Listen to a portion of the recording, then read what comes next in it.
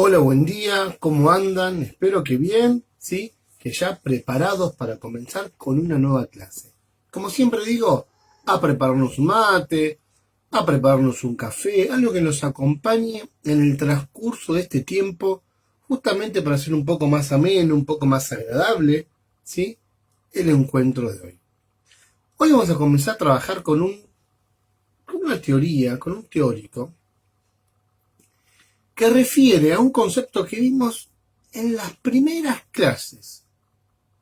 Refiere a un concepto que muchas veces suele utilizarse como sinónimo de otras palabras, pero que en realidad podríamos decir que es una palabra que se presta a confusión y que suele ser utilizada como sinónimos de otras palabras, pero no lo son, son cosas distintas. Como por ejemplo, sujeto, persona, individuo, hombre, ser humano. ¿Podría estar refiriéndose a lo mismo? Tal vez, no, no sé. Vamos a ir charlando en el transcurso de la clase de hoy sobre estas cosas. El teórico de hoy se llama concepción del sujeto. Y comencemos a trabajar ahora. Dijimos, esta palabra sujeto se presta mucho a confundirlo con sinónimos de otras. Creo que dije individuo, hombre, ser humano, persona. Y además, la usamos mal muchas veces. No solo se presta confusión porque lo usamos como sinónimos de otros, sino que además cuando la usamos mal. ¿Sí? Es un concepto complicado. Sujeto, más allá de como lo veamos hoy, es una palabra, no puede decir, de un lenguaje más bien periodístico, titular de crónica. Fueron detenidos dos sujetos sospechosos de placa. Dos sujetos detenidos en las inmediaciones del campo de la Gloria. No sé. Esto de placa, ¿no? ¿Cómo se utiliza esta palabra o se la refiere muchas veces a un lenguaje más bien periodístico? También hay otra palabra que solemos utilizar como sinónimo que dijimos que era persona.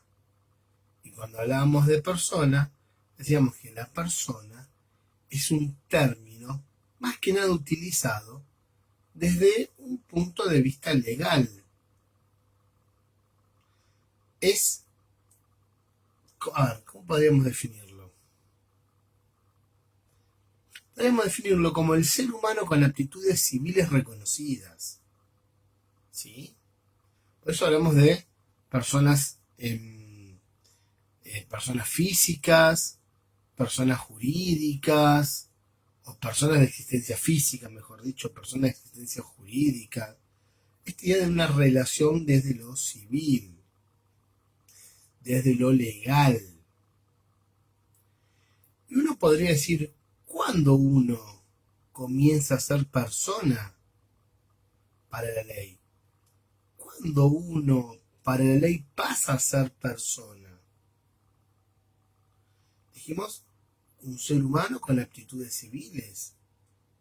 Y bueno, pasamos a ser persona cuando tenemos documentación, cuando tenemos, por ejemplo, un DNI. ¿Sí? Esta idea de tengo un DNI, tengo aptitudes, aptitudes, soy apto civilmente. Si tengo aptitud, yo tengo derecho a. Si no tengo un DNI, no estoy inscripto, no accedo a determinados derechos, ¿no? Bien. Hace mucho tiempo atrás, allá por el siglo IV después de Cristo, hay un filósofo que inclusive esta base de esta idea, no textual, pero esta idea, estuvo sustentada, ¿sí?, en nuestro Código Civil hasta hace un tiempo atrás. No de lleno, así como parece, como se le va a decir hoy, pero sí estuvo de fondo. Este psicólogo, es decir, este filósofo, Boecio, ¿sí? Que entre otras cosas fue, por ejemplo, tutor de Nerón, entendía a la persona como una sustancia individual de naturaleza racional. ¿Cómo es eso? Sí, una sustancia, un ente racional que pensaba, pero individual, decía, sustancia individual de naturaleza racional. Un ente que se difiere de otro, se diferencia de otro, ¿qué piensa? ¿Qué tema con esta definición? Sustancia individual de naturaleza racional. Un temón. ¿Y por qué un temón? Porque seguramente quien no pueda demostrar su naturaleza racional no será considerado persona. Y si no es persona, entonces ¿se podrá cometer algún tipo de delito sobre alguien que no es persona? ¿Aplica o no aplica la ley sobre alguien que no es persona? ¿Tiene o no tiene derechos alguien que no es persona? Y no, porque dijimos que eran las aptitudes civiles. El tema es, ¿qué entendemos por naturaleza racional? ¿Sí? Si es potencialmente racional o no. Entonces, si sería potencialmente racional, ¿qué hacemos con las personas por nacer? Ya no se utiliza más el término persona por nacer en la jurisprudencia. Pues persona le estamos dando identidad, es un alguien. ¿Qué hacemos con las personas que justamente tienen complicadas su naturaleza racional a partir de una patología o a partir de determinados de un accidente? Quien no pueda manifestar su naturaleza racional es considerado persona. ¿Qué teme esta definición? Como les dije, estuvo de base en nuestro código hasta hace unos años atrás. Y cuando digo hace unos años atrás no me refiero ni el año pasado ni el anterior, pero tampoco hace 50 años atrás de lo que estamos hablando. Es mucho más cercano de lo que pensamos. Otro término que se suele utilizar como sinónimo, mal utilizar como sinónimo de sujeto, es el de individuo. Cuando hablamos de individuo, ¿de qué estamos hablando? Del representante de una especie. ¿Sí? Por ejemplo, un perro, un mono, un humano, un helecho, una muestra. ¿Sí? Una muestra. El representante de una especie, un planta, un insecto, un humano, es un individuo. Que va a representar a la especie perro, que va a representar a la especie mono, que va a representar a la especie humana. Representante de una especie. Ese es un individuo. Además, etimológicamente hablando, individuo, ¿sí? Es una voz que tiene sus raíces en el latín, que significa que no es divisible en dos. In es una partícula privativa, quiere decir no. Divi, de división. Duo, de dos. No es divisible por dos. ¿Qué pasaría si agarro a un perro y lo parto al medio? ¿El perro es divisible por dos? No. Si tengo dos pedazos de perro, no tengo dos perros. Tengo dos pedazos de perro. Por lo tanto, el perro, como tal, no está más. No existe más. Se fue. Quedan dos pedazos. Cuenta un relato de la Biblia que llevaron al rey más sabio que alguna vez supo tener el mundo, que fue el rey Salomón. Llevaron un litigio entre dos madres y se disputaban justamente la maternidad de un niño. Cuando llegaron al rey con esta disputa, el rey dijo, bueno, es muy fácil de solucionar esto, el rey más sabio que el mundo tenía. Agarren al niño, partan al niño al medio y den en medio niño a cada madre. Tomemos una medida igualitaria y equitativa. En ese momento una madre dijo, estoy de acuerdo. Y la otra madre dijo, de ninguna manera, denle el niño a esa persona, a esa madre, a esa mujer. El rey entonces dictaminó, denle el niño a la madre que no quiso que partieran al bebé al medio, porque ninguna madre preferiría tener medio pedazo de su hijo a que su hijo siga vivo en otro lado, ¿no? Entonces, ese bebé, en ese momento, si lo partían al medio, dejaba de ser el hijo de alguien, dejaba de ser este ser humano, dejaba de ser divisible, no puede ser divisible por dos, deja de ser que el representante de esa especie pasa a ser otra cosa, pero de esa especie humana dejó de ser. Bien, otro término que se suele utilizar muchas veces como sinónimo, también a individuo, sujeto y a persona, es el de ser. Y por ser entendemos algo que existe, es decir, algo que tiene existencia.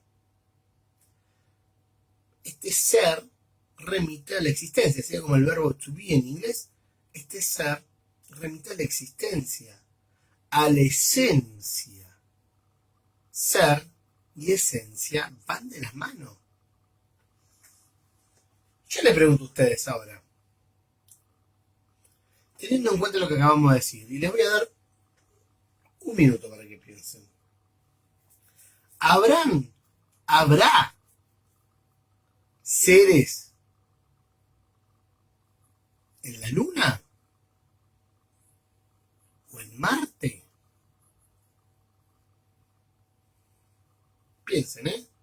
Piensen lo que van a contestar.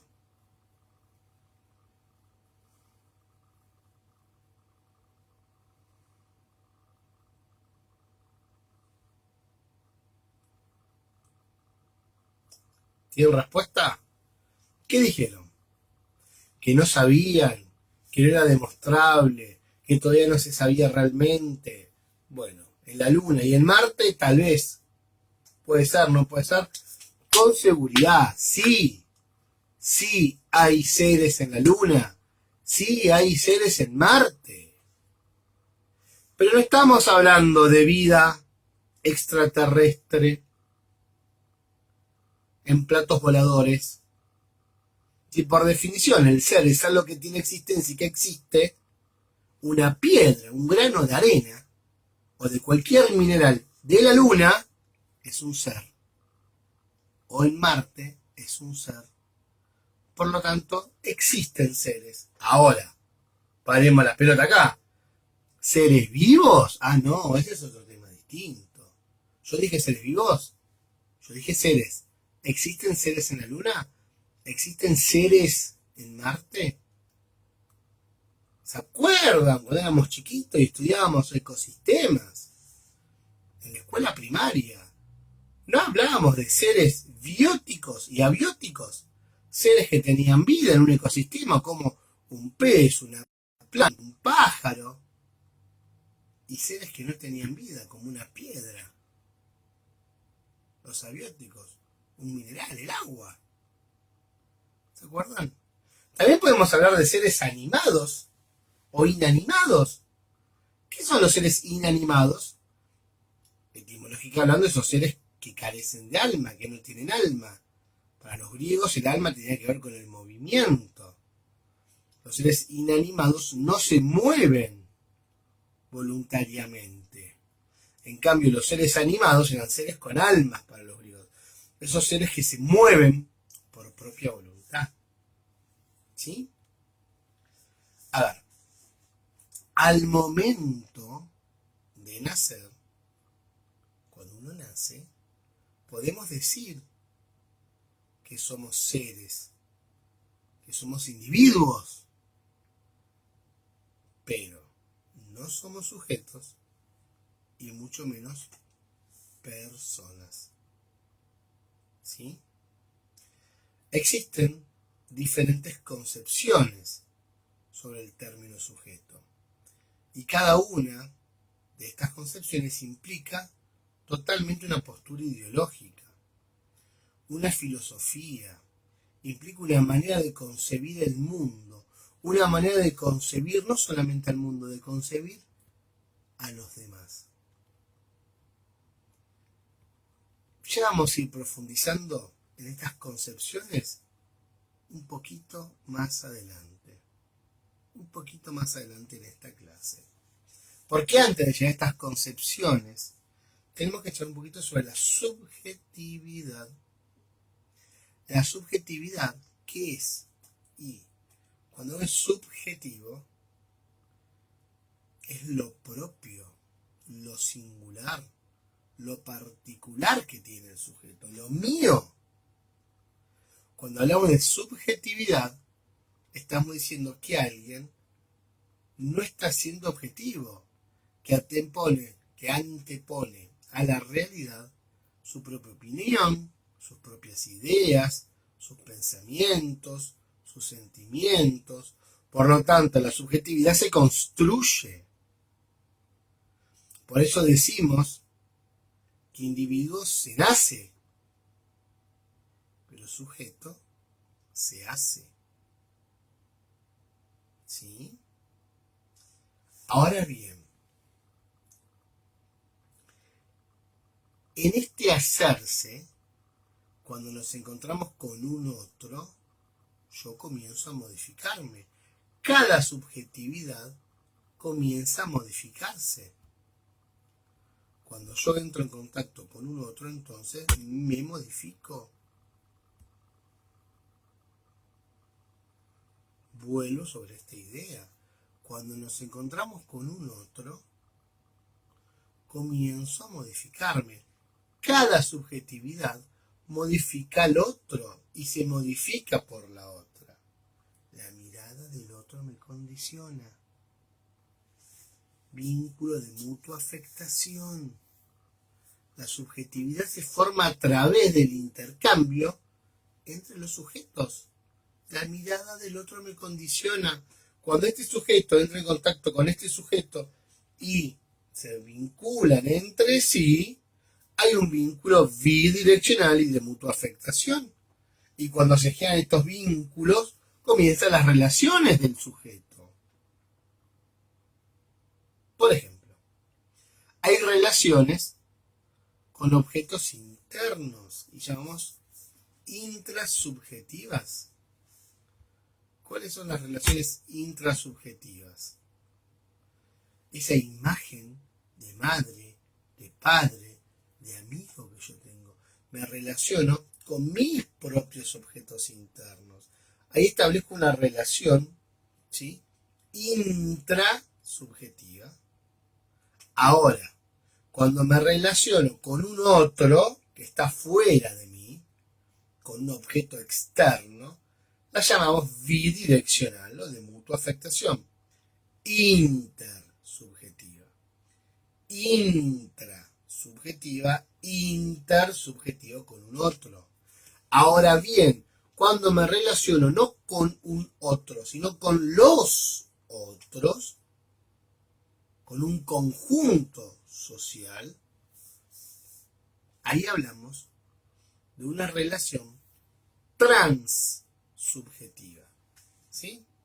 Intra, con objetos internos míos, inter, con un otro, esta idea bidireccional, transsubjetiva, con el conjunto social, ¿sí? Bien. Vamos a charlar un poquito sobre las diferentes, como les dije, concepciones del sujeto. Existen diferentes concepciones del sujeto que, como dije en su momento, van a depender cada una de ellas, ¿sí?, de qué, de una postura ideológica, de una filosofía, de una manera de concebir el mundo, de una manera de concebir a los demás, ¿sí? Y a lo largo de la historia existieron diferentes concepciones sobre la naturaleza del sujeto. Vamos a ver tres concepciones: la pesimista, la optimista y la dialéctica. Cuando hablamos de la visión pesimista, hablamos de una visión que surge en el siglo XVII, que arraiga sus raíces en un pensador, en un filósofo, que se llamó Thomas Hobbes. Un filósofo era esa gente que sabía de todo, historiador, filósofo, naturista, todo, bueno, una biblioteca andante.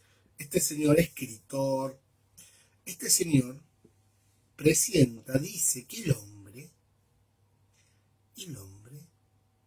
nace malo. Presenta al hombre como naturalmente malo, más que malo, malvado. Dice Hobbes, el hombre primitivo vive en una continua lucha, vive guerreando, en una continua guerra. Antes de vivir en sociedad, este hombre llevaba una vida solitaria, pobre, empobrecida. Era un hombre guiado por el principio del placer, guiado por el dolor. El hombre nace malo. Desde el nacimiento es malvado. Esta corriente que comienza en el siglo XVII, que sostiene esto, que el hombre nace malo, continúa durante el siglo XVIII y el siglo XIX. Ya comenzó a tener un nombre diferente. Se llamó darwinismo social, pero refería a lo mismo, ¿sí? ¿Qué pasa? ¿En qué se sostiene? ¿Sí? ¿Cuál es el postulado de este darwinismo social? El darwinismo social toma, obviamente, esta idea de Darwin y toma la idea del postulado de competencia de Darwin, ¿sí? Esta idea que es propio de la raza humana luchar por la vida, pero dejan de lado el postulado de cooperación. No hay cooperación, no hay apoyo mutuo, hay lucha por la vida. Los exponentes de este darwinismo social, ¿sí?, por ejemplo, fueron Karl Marx, esta lucha de clases de la que él habla, o Bentham, esta idea de que el hombre se beneficia a expensa de los otros. Pero el principal exponente de todo este movimiento fue Spencer. Esta idea que comienza en el siglo XVII, con esta concepción del sujeto de manera pesimista, y que arrastra al siglo XVIII al siglo XIX, lo que es el darwinismo social, se va a contraponer con otra visión del sujeto, que es la optimista. Esta visión, ¿sí?, es la de Jacques Rousseau. Jacques Rousseau es un autor suizo, francés, tal vez uno se lo conozcan por obras como El contrato social, fue uno de los ideólogos de la Revolución Francesa, sus escritos, ¿sí?, fueron fuente de inspiración para las personas que llevaban a cabo la Revolución Francesa.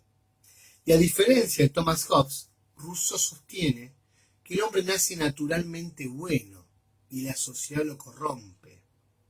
Rousseau dice que el hombre primitivo hay que tomarlo como modelo de inocencia, como modelo de virtud.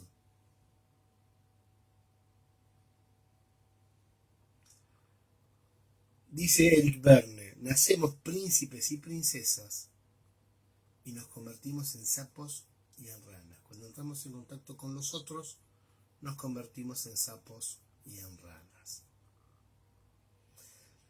Estas visiones son totalmente monistas, es decir, conciben al hombre como bueno o malo. ¿Y esto es así? ¿Esto ocurre así realmente en la realidad? Estas visiones de que el hombre nace bueno o nace malo, ¿siguen dando vuelta en la realidad o es un debate que quedó en el siglo XVII, en el siglo XVIII o en el siglo XIX? ¿Hoy en día seguimos pensando esto? Sí. ¿Saben que sí? Cuando uno escucha este discurso de que, ¿qué esperas? ¿Qué esperas de este? ¿Viste dónde nació? ¿Viste de la familia que viene? ¿Viste del barrio que provino? ¿Viste dónde vive? ¿Qué esperas de este? ¿Qué se puede esperar de una yegua más que una patada? Visión pesimista. Si sos de tal barrio, sos chorro. Visión pesimista. Si sos, por favor, si sos una persona que vive de planes sociales, planero, como se le dice, sos un vago. Visión pesimista del sujeto. ¿Sí? Ahora, visión optimista. Dijimos que el hombre nacía bueno, más que bueno, buenudo nace. Modelo de inocencia, de pureza, de virtud. Tan bueno que no conoce maldad alguna, nunca jamás. El otro es la sociedad, la terrible que lo viene a corromper. Entonces el hombre no es responsable de nada. La sociedad lo lleva, el hombre no es responsable ni de que robe, ni de que delinca, ni de que mate. No, el responsable es la sociedad. La sociedad lo llevó a robar, la sociedad lo llevó a violar, la sociedad lo llevó a matar, la sociedad lo convirtió en esta cosa que es hoy. Pero es una víctima más, no es responsable de nada.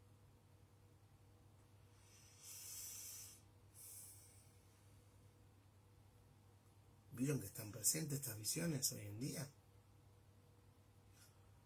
Después está la tercera visión, la visión dialéctica. Esta visión dialéctica habla, o es la visión sostenida por Sigmund Freud. Y Freud dice, todos somos agresivos y de acuerdo para lo que usemos la agresividad, hablaremos de pulsión de vida o de pulsión de muerte, pero todos somos agresivos. Y va a decir Freud, va a partir de la visión de Thomas Hobbes, y va a decir, nosotros nacemos malvados. La horda primitiva es malvada, nacemos malos. Ahora, se guía esta horda primitiva por el principio del placer, por el ello. Ahora, ¿se queda ahí? No. El hombre, dirá Freud, por necesidad, tiene que vincularse con un otro. Y cuando se vincula, comienza a resignar cosas que antes quería ser guiadas por este principio del placer. Entonces, lejos de que el otro lo corrompa, lo acomoda. El contacto con un otro lo ayuda a este sujeto a no corromperse, a acomodarse, a entender cómo se vive en sociedad. ¿Sí? Es como una síntesis de ambas visiones esta que plantea Freud. También está la visión de lo que sería la psicología social. ¿Qué entendemos nosotros entonces? Vamos a entender al sujeto como ese ser biopsicosocial de necesidades que satisface sus necesidades entre otras con un otro, con relaciones que lo van determinando. Un ser que de su sustrato biológico y desde su psiquismo se relaciona. Este ser de necesidades que satisface entonces sus necesidades con ese otro. ¿Sí? Bien. Hagamos un breve repaso de todo esto que estamos hablando, ya para ir terminando. Existen, podemos decir, diferentes concepciones del sujeto. Hablamos de la pesimista, que era este hombre malvado, de Thomas Hobbes. Hablamos del optimista, que era este hombre naturalmente bueno, buenudo, buenazo, de Jacques Rousseau. Hablamos de la visión dialéctica, esta idea de que todos somos agresivos de acuerdo para lo que usemos la agresividad. Entonces hablamos de pulsión de vida y de pulsión de muerte. Y por último hablamos de esta visión de la psicología social, esta idea del que el hombre es un ser de necesidades, que va a satisfacer sus necesidades en relaciones que lo determinan en realidad. Tan necesario es el otro, que existe una condición en el vínculo que se llama condición de supervivencia. Si yo no me vinculo y no me relaciono con un otro, muero o enfermo. Necesito satisfacer mis necesidades, cuales sean, con un otro. Solo no puedo. O solo podemos. ¿No necesitamos de los demás? ¿Nosotros podemos todo? No, ¿saben que no? No podemos todo. Miren, yo acá así como estoy, tengo ropa que yo no hice, necesito de un otro para vestirme. Tengo un anillo que yo no hice, necesito de alguien que hiciera este anillo. Y para que esta camisa llegue a mí, hubo un señor que la fabricó, pero hubo un señor que hizo la tela, y otro que hizo los botones, y que todo se fue armando para que yo pueda tener un abrigo. Y hay alguien que está produciendo electricidad en algún lugar del mundo que me llega a mí para satisfacer mi necesidad de ¿qué? De frío, de alimentación, de iluminación, de dispersión, de diversión, de trabajo. Estoy cubriendo una necesidad, estoy grabando un video con lo que otro me está dando. ¿A cambio de qué? Y de otras cosas. Si nosotros morimos, enfermamos y no tenemos cura, no tenemos remedios. Sin un otro me muero. Necesitamos del otro para vivir. Esta es la visión de la psicología social.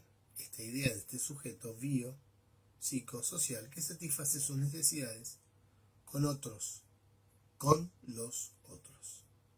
Bien, chicos, hasta acá entonces la clase del día de hoy. ¿Cuál fue el teórico? Concepción del sujeto. Muy buena jornada.